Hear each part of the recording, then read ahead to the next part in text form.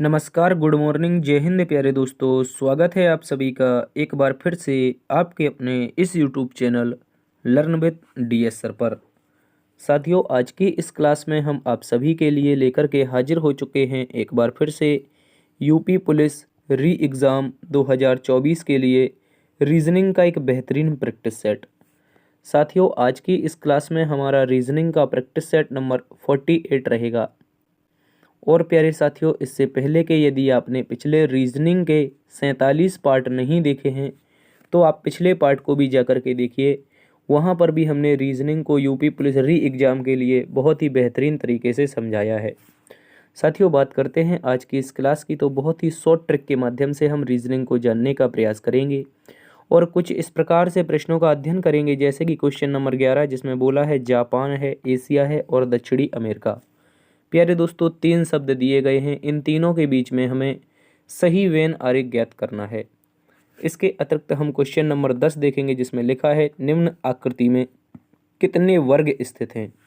प्यारे साथियों, यहाँ पर हमें इस आकृति में कुल वर्गों की संख्या ज्ञात करनी है, तो इसको भी हम बहुत ही बेहतरीन तरीके से जानेंगे। चलिए दोस्तों, शुरू कर लेते हैं आज की इस प्यारी सी क्लास को। उससे पहले आपको बता दें कि साथी, यदि आप लोग इस क्लास का पीडीएफ चाहते हैं, अगर इस क्लास के पीडीएफ से पढ़ना चाहते हैं तो डीएस सर ऑफिशियल नाम से टेलीग्राम ग्रुप है, यहाँ पर आप ज्वाइन कीजिएगा। यहाँ पर आपको डेली के बेसिस पर जो भी क्लासेस होती है उनका पीडीएफ यहाँ पर मिल जाता है, ठीक है। और पीडीएफ के माध्यम से आप लोग प्रैक्टिस करके अपनी तैयारी को मजबूत करेंगे। चलिए दोस्तों, चलते हैं क्वेश्चन नंबर 1 की ओर। उससे पहले एक रिक्वेस्ट कर लेते हैं आप लोगों से। प्यारे साथियों, अभी भी चैनल ना सब्सक्राइब करने वालों की जो संख्या है वो 64% है, नॉट सब्सक्राइब्ड। प्यारे साथियों, आपसे निवेदन है कि जो 36% साथी हैं इन्होंने चैनल को सब्सक्राइब किया है। आप लोगों से भी रिक्वेस्ट कर लेते हैं कि आप लोग भी चैनल को सब्सक्राइब कर लीजिए जिन्होंने नहीं किया है, ठीक है। इस तरीके की जो प्यारी सी क्लास है, आप चैनल को सब्सक्राइब करेंगे, सुबह 8 बजे आप लोगों को नोटिफिकेशन इससे मिल जाएगा, ठीक है। दोस्तों, शुरू करते हैं आज की इस क्लास को। क्वेश्चन नंबर 1 में आप सभी का स्वागत है। बताइए साथियों, क्वेश्चन नंबर 1 का उत्तर क्या होगा। बोला है निम्न समीकरण में सभी स्टार को प्रतिस्थापित करने तथा इसे संतुलित करने के लिए गणितीय संकारकों के अनुक्रम के उपयुक्त समुच्चय का चयन कीजिए। प्यारे साथियों, आपके सामने एक समीकरण दे रखा है जो स्टार चिन्हों से सुसज्जित है। स्टार चिन्हों को प्रतिस्थापित करना है, तो प्यारे दोस्तों गौर से देखेंगे। पहली में 13 है, दूसरी बार में 12 है, तीसरी बार में 2 है और चौथी बार में 37 है। तो 1 मिनट, 37 है, क्या है, 37 है। तो दोस्तों हमें बताना है इसमें हम कौन सा विकल्प रखें ताकि हमारा उत्तर आ जाए। तो ऐसे प्रश्न के लिए हम विकल्प बाई विकल्प सॉल्व करते हैं। पहले ही विकल्प को देखेंगे, लिखा है प्लस, दूसरे में है गुणा, तीसरे में क्या है, बराबर है। तो साथियों, जब हम बोर्ड मास लगाते हैं, क्या लगाते हैं, बोर्ड मास, BODMAS, ठीक है, इस तरह से। तो इसमें क्या होता है, ब्रैकेट ऑफ डिवाइड। भाई ना तो ब्रैकेट है, ना ही ऑफ है, ना ही डिवाइड है, फिर क्या बचेगा, मल्टीप्लाई बचेगा, यानी कि गुणा। तो अब गुणा करेंगे, यहाँ पर 13 प्लस में 12 दूनी 24 हो जाएगा, ठीक है। उसके बाद में यहाँ पर 37 दे ही रखा है। जैसे ही आप 24 और 13 जोड़ेंगे तो यहाँ पर 4 3 7 और 2 1 3 यानी कि 37। 37 बराबर में 37, यानी कि LHS is equal to RHS। तो आप लोग साथियों कह सकते हैं कि अगर हम विकल्प नंबर 1 का प्रयोग कर दें इस प्रश्न में तो हमारा सही उत्तर आ जाएगा। यहाँ पर किस किस का प्रयोग, पहले हम प्लस लगाएंगे, दूसरी बार में हम गुणा और तीसरी बार में बराबर। इस तरह से जब आप लोग इसे सॉल्व करेंगे तो आप लोगों का उत्तर आ जाएगा। इस बात को अच्छे से याद रखेंगे। क्वेश्चन नंबर 2 में आइए, इस प्रश्न का उत्तर बताइए। सादृश्यता का एक महत्वपूर्ण क्वेश्चन दिया गया है। बोला गया है दिए गए विकल्पों में से संबंधित शब्द को चुनिए। प्यारे दोस्तों गौर से देखेंगे, पहली बार में लिखा गया है कैंची। क्या लिखा है, कैंची। कैंची का जो संबंध है प्यारे साथियों किससे है, कपड़ा से है। किससे है, कपड़ा से। और इस बार हमें 2 स्टार बनाने हैं। क्या बनाने हैं, एक ये स्टार, मतलब इसके स्थान पर ऐसा ही जो जोड़ा होगा वो कौन सा आ सकता है, इन विकल्पों में से बताइए। देखो, जो कैंची का मुख्य कार्य होता है वो कपड़े को काटना होता है, ठीक है, इस बात को याद रखेंगे। तो हम पहले वाले का प्रयोग दूसरे वाले को काटने में करते हैं। तो बताओ, क्या लेखनी का प्रयोग से स्याही से करते हैं, बताओ, क्या लेखनी का संबंध बन सकता है। आप बोलेंगे बिल्कुल नहीं बनेगा। साथियों, क्या उस तरह, देखो यहाँ पर देख लो, ये क्या लिखा है, उस तरह। उस तरह का संबंध हमारा दाढ़ी से बन जाएगा, बताओ, क्या दाढ़ी से हमारा उस तरह का संबंध बन सकता है। प्यारे साथियों जल्दी से बता दो। आप लोग ही बता सकते हैं कि दाढ़ी का संबंध उस्तरा से बन सकता है। तो आप बोलेंगे सर सबसे पहले मुझे ये बताओ कि ये जो उस्तरा है ये क्या होता है।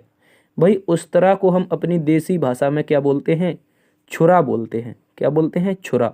ठीक है, इस बात को याद रखेंगे, ये हमारा छुरा होता है। भैया छुरा वही होता है जिससे नाई हमारी दाढ़ी को सेट करता है या कह सकते हैं घिसता है। ठीक है, इस तरह से चिकनी निकालता है। तो आप बोलेंगे हाँ सर बिल्कुल, जिस प्रकार से कैंची का प्रयोग हम कपड़ा काटने में करते हैं उसी प्रकार उस्तरा का प्रयोग दाढ़ी बनाने में करते हैं। तो जो पहला है उसका प्रयोग दूसरे के लिए किया जाता है। भट्टी का प्रयोग धुआं में होता है, बिल्कुल नहीं है। कील का प्रयोग हथौड़ा में होता है, नहीं है, ये गलत है। तो आप क्या बोलेंगे, क्वेश्चन नंबर 2 का उत्तर जो बनेगा वो विकल्प नंबर 2 ही बन जाएगा। ठीक है, इस बात को याद रखेंगे। चलिए साथियों क्वेश्चन नंबर 3 में चलते हैं। कैलेंडर का एक महत्वपूर्ण प्रश्न है, याद रखेंगे। कहा गया है 7 मई 2020 को सोमवार है, तो 7 मई 2025 को सप्ताह का कौन सा दिन होगा। कह रहा है कि तो 7 मई 2025 सप्ताह के किस दिन आता है। चलिए बताते हैं, गौर से देखियो साथियों। यहाँ पर लिखा गया है, क्या लिखा गया है, 7 मई लिखा गया है। डेट क्या बोली है साथियों, 2020 बोली है। ठीक है, कौन सी, 2020।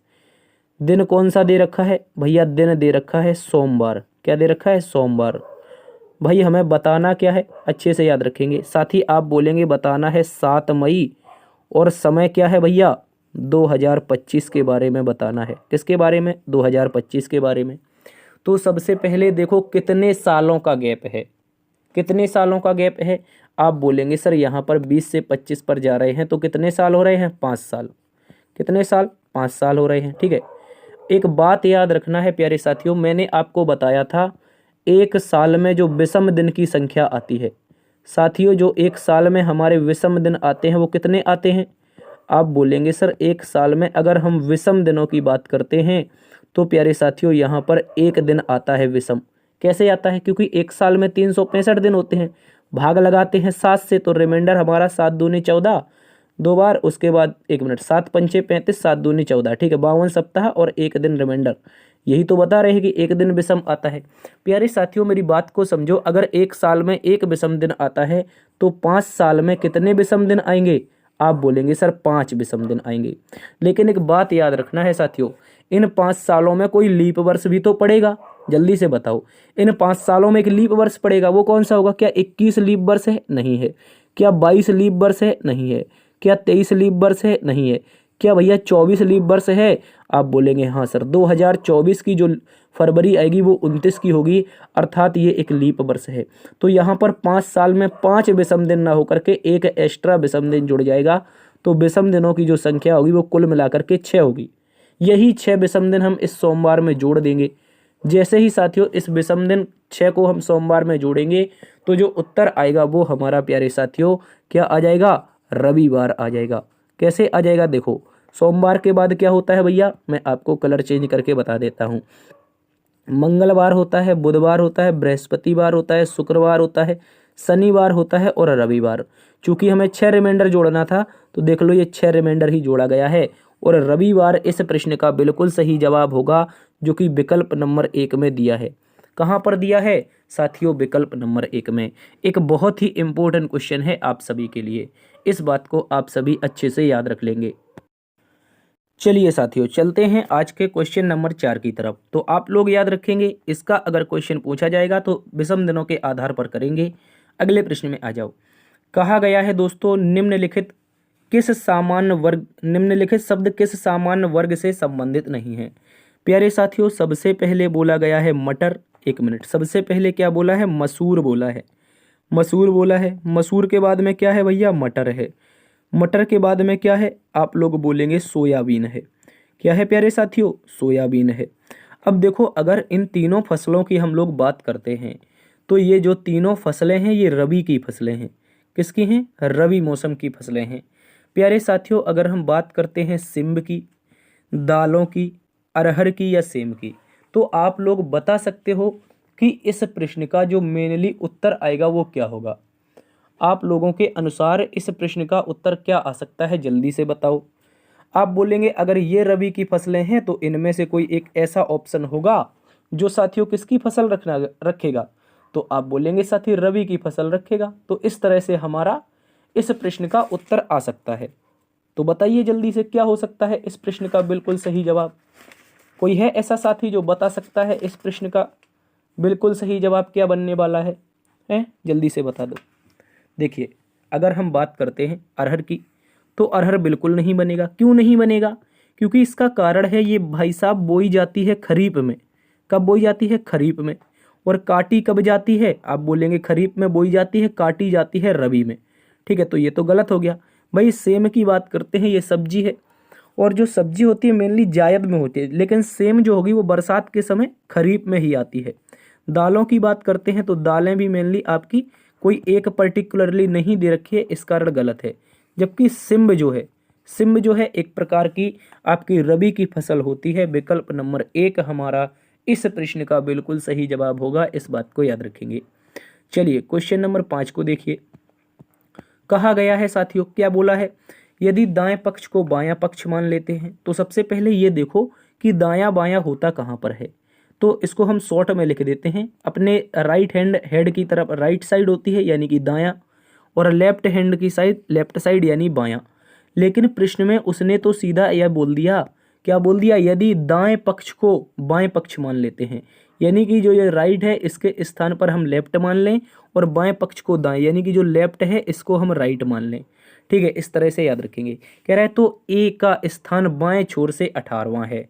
तो प्यारे साथियों याद रखेंगे, जो ए नाम का शख्स है, कोई ए नाम का शख्स है, उसका बाएं छोर से जो स्थान है, बाएं छोर से जो स्थान है प्यारे साथियों कौन सा है? 18वें नंबर का है। कौन से नंबर का? 18वें नंबर का। कह रहा है जो बी के ठीक दाईं ओर है। प्यारे साथियों जो ए है वो किसके ठीक दाईं ओर है? आप बोलेंगे भैया बी के ठीक दाईं ओर है। किसके? बी के। देखो दाईं ओर, लेकिन भाई ये तो गड़बड़ हो गई, क्योंकि उसने ये बोला था कि दाएं जो है उसे बाएं मानना है, जो बाएं है उसे दाएं मानना है। तो हम बी को इस स्थान पर रखेंगे, इस स्थान पर।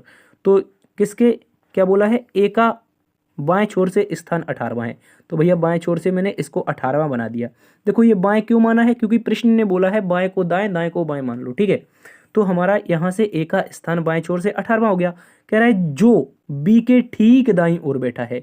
भैया बी के ठीक दाईं ओर, बेसिकली ये दिशा तो हमारी बाईं होती, लेकिन हमने बाएं को दाएं माना है, तो ठीक दाईं ओर ए बैठ जाएगा किसके? बी के। तो कह रहा है बाएं छोर से, क्या बोला है? बाएं से बी किस स्थान पर है? भैया बाएं से बी, इस दिशा से बी के बारे में पूछा है। इस दिशा से बी के बारे में भैया ठीक दाएं है, तो ये तो 17वें पर हो जाएगा। कौन से पर हो जाएगा?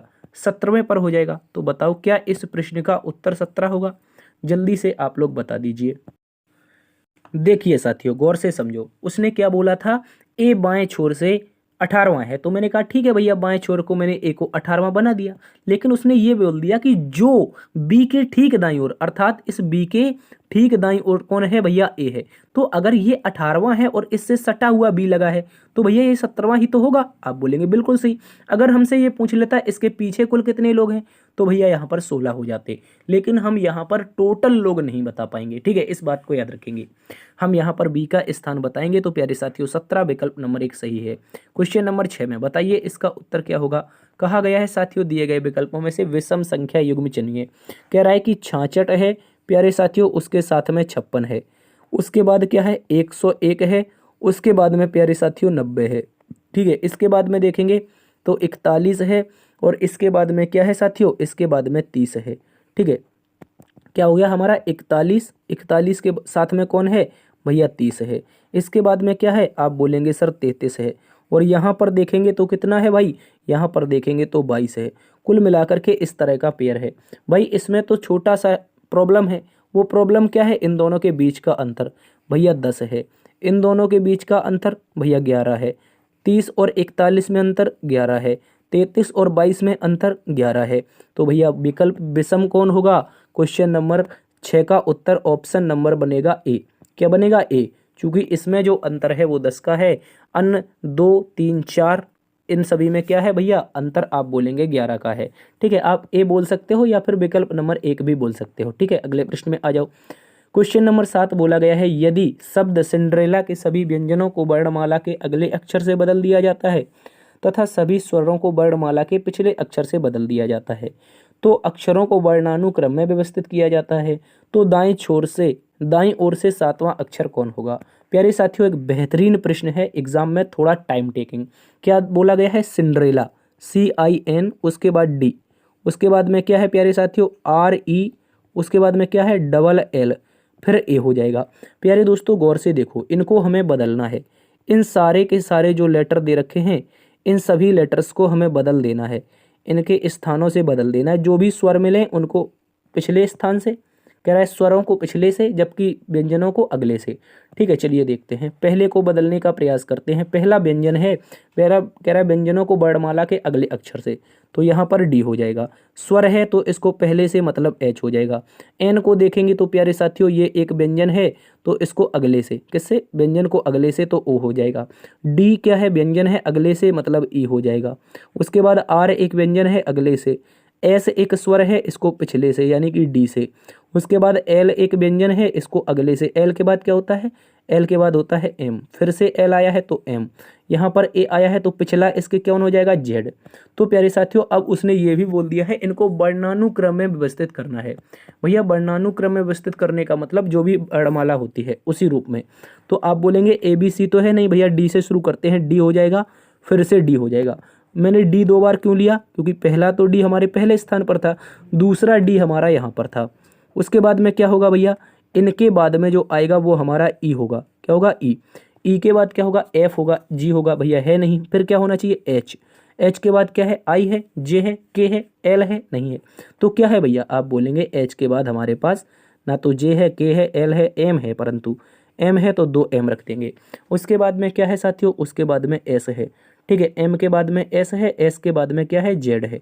तो गिन लो, क्या सारे के सारे लेटर कंप्लीट हो गए? 1 2 3 4 5 6 7 8, एक छूट रहा है दादा, कोई ना कोई तो छूट गया। ओ छूट गया भाई, ओ छूट गया, तो इसको हम M के पहले, सॉरी M के बाद में O रखेंगे, M के बाद में क्या रखेंगे? O रखेंगे, O के बाद में हम रखेंगे S रखेंगे। ठीक है, उसके बाद में Z।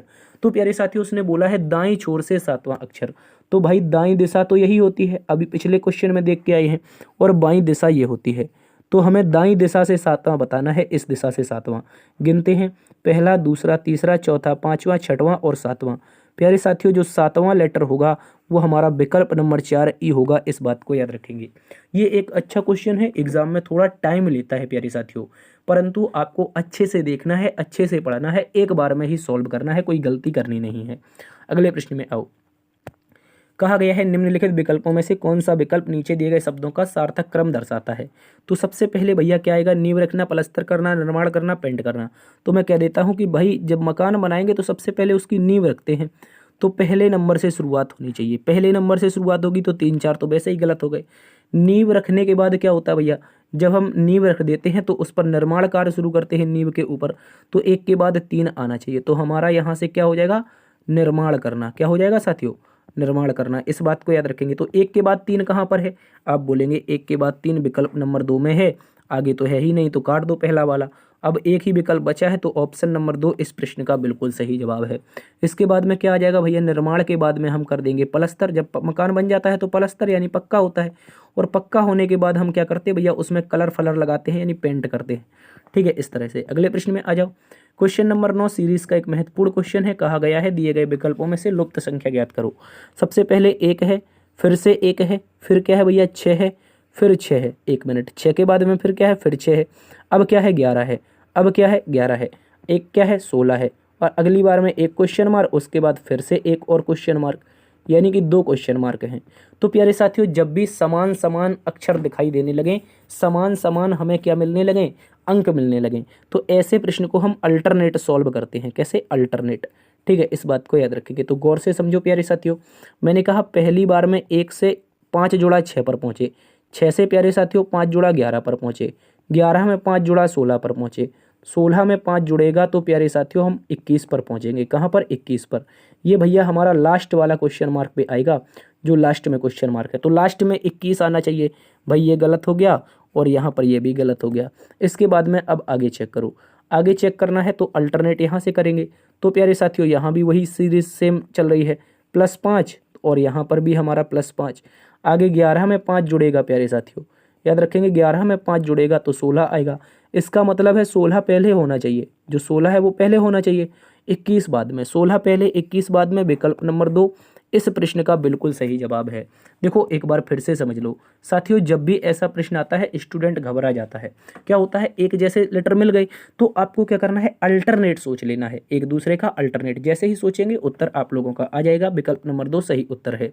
क्वेश्चन नंबर 10 एक महत्वपूर्ण क्वेश्चन है जिसमें बोला गया है दी गई आकृति में कुल कितने वर्ग हैं।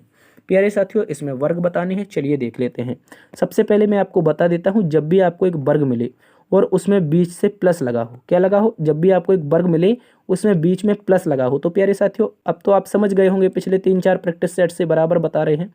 जब भी प्लस लगा हो कितने वर्ग होते हैं भैया, आप कहेंगे आंख मीच के 5। कैसे होते हैं, जो नए स्टूडेंट है देखेंगे 1 2 3 और 4, 4 तो ये हो गई, और सर सभी से मिलकर के जो बनेगा बड़ा वाला वो 5। तो ऐसी आकृति जब भी आती है तो कितने वर्ग हैं भाई, 5 हैं।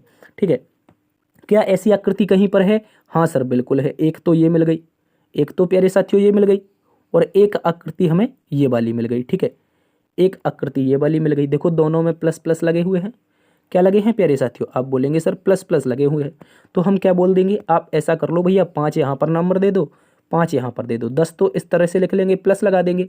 इसके बाद में प्यारे साथियों देखो ऐसी ही आकृति आपको एक बड़े रूप में दिखाई देगी, एक बहुत ही बड़े रूप में, अच्छे से समझेंगे आप लोग तो आप जानेंगे क्या है भैया। ये जो बड़ा सा रूप दिखाई दे रहा है ना, इसमें भी हमें वही आकृति मिल रही है। ठीक है, इस तरह से। तो देखो अगर आप गौर से देख रहे हैं पीछे पीछे का एरिया, इसमें जो 5 गिन चुके हैं उसके पीछे का एरिया है, हम उसको काउंट कर रहे हैं, ये 5 वाले को काउंट नहीं कर रहे हैं। तो भैया ऐसी आकृति सेम आ गई तो हम यहाँ से 5 बोल सकते हैं क्या, जल्दी से बताओ। क्या प्यारे साथियों मैं यहाँ पर 5 बोल सकता हूँ, आप बोलेंगे हाँ सर, तो सीधा 5 प्लस क्यों ना कर देते सर। इसके बाद देख लो, इसके बाद प्यारे साथियों देखोगे तो आप लोग पाओगे एक तो ये अलग से है, अभी छूट गया था, और दूसरा ये अलग से है। इस 5 वाले के पीछे भी देखना है, ये जो 5 अभी गिने थे उसके जस्ट पीछे देखना है। जैसे ही जस्ट पीछे देखोगे आप लोग इस तरह से, इस तरह से इसके अंदर वाला जो पार्ट है वो भी तो एक वर्ग ही है ना, आप बोलेंगे हाँ सर। तो 2 यहाँ से हो गए, 2 प्यारे साथियों ये हो गए, प्लस कर लो। इसके बाद में अभी आप भूल रहे हैं एक वर्ग, एक वर्ग वो कौन सा है, वो पीले कलर से बता देता हूँ आप लोगों को, ये वाला वर्ग आपने नहीं जोड़ा है। गौर से देखो मैं फिर से बता देता हूँ, यहाँ से चले और यहाँ पर पहुँचे, ये वर्ग आप छोड़ गए थे भैया, काहे छोड़ गए थे, तो +1 और कर लो, तो 10 5 15 3 18। प्यारे साथियों ऐसी आकृति मिलेगी तो 18 वर्ग आप लोगों को बताने हैं। कितने बताने हैं, तो आप बोलेंगे सर आप गलती नहीं करेंगे, 18 बताएंगे। विकल्प नंबर 4 क्वेश्चन नंबर 10 का एकदम लाजवाब उत्तर है। चलिए अगले क्वेश्चन में चलते हैं। अगला क्वेश्चन, क्वेश्चन नंबर 11, कहा गया है ए बी और सी का पिता है। प्यारे साथियों जो ए है, जो हमारे पास ए है, चलिए एक बार कलर को चेंज करते हैं। जो हमारे पास ए है ये पिता है किसका प्यारे साथियों, इसके कोई 2 बच्चे हैं। कौन कौन से 2 बच्चे हैं, एक तो बी है, एक तो बी है प्यारे साथियों, एक हमारे पास सी है। जो ए है वो बी और सी का पिता है। आगे बोला है बी ए का बेटा है। प्यारे साथियों क्या बोला है, जो बी नाम का है वो ए का बेटा है, लेकिन सी ए का बेटा नहीं है। भैया इसके 2 बच्चे हैं, एक बी तो बेटा हो गया लेकिन सी बेटा नहीं है, तो ये क्या हो जाएगा भैया, बेटी हो जाएगी। कह रहा है सी का ए के साथ क्या संबंध है, सी का ए के साथ, तो भैया बता दो क्या बोलेगा, क्या बोलेगा ये, इसको बोलेगा मेरी पुत्री, क्या बोलेगा, मेरी प्यारी सी बच्ची हो जाएगी। इस प्रश्न का उत्तर क्या हो जाएगी, पुत्री। इस प्रश्न का सही जवाब है विकल्प नंबर 3 में दिया है, जो कि 2 नंबर पर स्थान पर दे रखा है। प्यारे साथियों विकल्प नंबर 3 इस प्रश्न का बिल्कुल सही जवाब है। कहा गया है सी का ए के साथ क्या संबंध है, तो विकल्प नंबर 3 पुत्री होगा। क्वेश्चन नंबर 12, क्या बोला है साथियों, एक महिला की ओर इशारा करते हुए एक पुरुष ने कहा वह मेरी माँ के इकलौते पुत्र की पत्नी है। प्यारे साथियों गौर से देखो, एक महिला है उसी की ओर इशारा करते हुए पुरुष कह रहा है, क्या कह रहा है, कह रहा है वह मेरी माँ, किसकी माँ, जो पुरुष है प्यारे साथियों, ये जो पुरुष है कह रहा है वह मेरी माँ, इसकी माँ, पुरुष की माँ कहाँ पर आएगी, इसके ऊपर आएगी, इसकी माँ के इकलौते पुत्र। भैया इसकी माँ का इकलौता पुत्र यही पुरुष हो जाएगा, कौन हो जाएगा, यही पुरुष हो जाएगा, तो इसके लिए प्लस लगा देते हैं। इकलौते पुत्र के इकलौते पुत्र, भैया इस पुरुष का भी इकलौता पुत्र आएगा नीचे, इसका भी इकलौता पुत्र आएगा, इसका इकलौता पुत्र की पत्नी है, भैया इसकी पत्नी है, इसके इकलौते पुत्र की ही तो पत्नी है। आप बोलेंगे हाँ सर, और वो महिला कौन है, ये है वो महिला, ये वाली महिला है, इस बात को याद रखेंगे आप लोग। इस महिला की बात हो रही थी, इस महिला की ओर इशारा कर रहा है भैया, ये जो पुरुष है इस महिला की ओर इशारा करके कह रहा है वह मेरी माँ के इकलौते पुत्र की पत्नी है। उस पुरुष का उस महिला से क्या संबंध है, भाई ये जो महिला आई है, ये जो महिला आई है इससे क्या संबंध है, तो महिला क्या बोलेगी, मेरे हस्बैंड, और मेरे हस्बैंड के जो पिताजी होते हैं वो मेरे ससुर होते हैं। क्या होते हैं, ससुर। ससुर आप सभी अच्छे से याद रखेंगे, ठीक है, फादर इन लॉ। विकल्प नंबर 4 क्वेश्चन नंबर 12 का एकदम सटीक जवाब है। चलिए क्वेश्चन नंबर 13 पर आइए। कहा गया है प्यारे साथियों, एक बेहतरीन सा क्वेश्चन है आप सभी के लिए, जल्दी से बताएंगे आप सभी। कह रहा है क्या सार्वजनिक स्थानों पर धूम्रपान पर प्रतिबंध होना चाहिए। क्या बोला गया है कि सार्वजनिक जो स्थान होते हैं साथियों, क्या वहां पर धूम्रपान पर प्रतिबंध होना चाहिए। तो तर्क नंबर 1, हाँ, यह धूम्रपान न करने वाले द्वारा निश्चेष्ट धुएं के अंतःशोषण की संभावना को कम कर सकता है। बिल्कुल सही बात है, मेरी बात को समझो। आपने इतना बड़ा पढ़ा लेकिन नहीं समझ पाए, देखो मेरी बात समझो। कह रहा है जो सार्वजनिक स्थान है, जैसे पार्क है, इसके अलावा खेल के मैदान हैं, इसके अलावा कहीं बैठते हैं लोग, एकत्रित होते हैं, वो स्थान सार्वजनिक स्थान होते हैं। तो वही तो कह रहा है कि सार्वजनिक स्थानों पर धूम्रपान पर प्रतिबंध होना चाहिए। तो तर्क नंबर 1 क्या दे रहा है, हाँ, यह धूम्रपान न करने वाले द्वारा निश्चेष्ट धुएं के अंतःशोषण की संभावना को कम कर सकता है।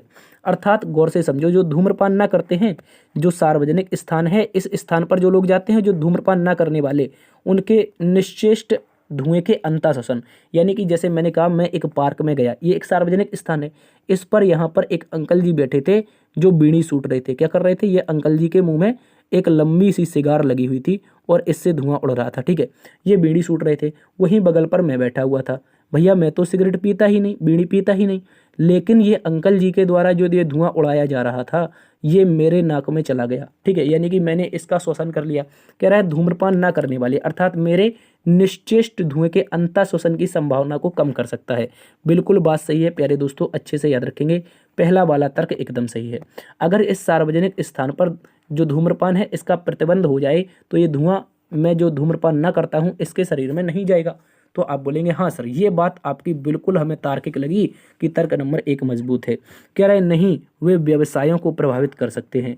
प्यारे साथियों मुझे बताओ, क्या कथन में कहीं व्यवसाय के बारे में बात हुई है, नहीं हुई है, तो दूसरा वाला तर्क दे ही नहीं सकते आप लोग। आप बोलोगे यदि केवल एक तर्क प्रबल है, क्या बोलेंगे, ओनली ओनली ओनली ओनली एक तर्क प्रबल है, इस बात को याद रखेंगे।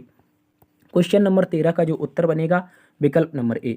चलिए क्वेश्चन नंबर 14 में बताइए। कहा गया है कर्ण का मुंह दक्षिण की ओर है। प्यारे साथियों कर्ण का मुंह दक्षिण की ओर है, 2 किलोमीटर सीधा चला। प्यारे दोस्तों गौर से देख लो, कर्ण का मुख कहाँ पर है, दक्षिण की ओर, और 2 किलोमीटर तक सीधा चला, ठीक है, इस बात को याद रखेंगे। ये 2 किलोमीटर चलवा दिया। कह रहा है वहां से वह 90 डिग्री दाईं ओर घूमा। प्यारे साथियों गौर से समझो, अगर मैं कह रहा हूँ कि दक्षिण की ओर इसका मुख है, अब जब ये 90 डिग्री घूमेगा और कहाँ पर घूम रहा है, दाईं ओर। भैया दाईं ओर 90 डिग्री घूमने का मतलब है कि पश्चिम दिशा में घूम जाना। कहाँ पर, पश्चिम दिशा में घूम जाना। और कह रहा है 2 किलोमीटर चला, 90 डिग्री घूमा और 2 किलोमीटर चला, तो अर्थात मैं इसको यहाँ पर भी 2 किलोमीटर ही चलवा दूंगा, ठीक है, इस बात को याद रखेंगे। बोला है वहाँ से वह 45 डिग्री बाईं ओर घूमा। प्यारे साथियों अब यहाँ से ये जो कर्ण है, ये जो कर्ण है ये हमारा 45 डिग्री बाईं ओर।